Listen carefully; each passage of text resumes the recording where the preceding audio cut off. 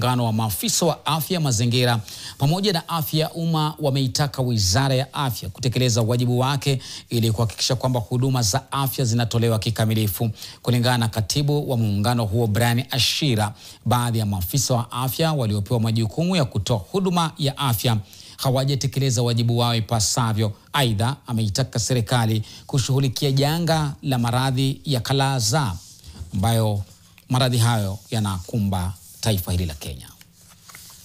Hii kitu confusion ama hii confusion unaona yote inasababishwa na wale watu ambao hawajahitimu, hawana tajriba katika masuala ya kukinga magonjwa. Unapata ndio wao wamesimamia hiyo mashida. Tumepata president hata rais akimisadvaisiwa anapewa advice ambayo sio ya ukweli, maana amezingirwa na watu ambao hawana uchupavu katika masuala ya kuzuia magonjwa. Hata kuna siku tuliambia rais, tukamwambia katika wizara yako ya State Advisory Council angalia aweke public health officers ambao wamehitimu. Kwenye Kenya hii tuko na maafisa wa afya ambao wamehitimu katika masuala ya kuzuia magonjwa.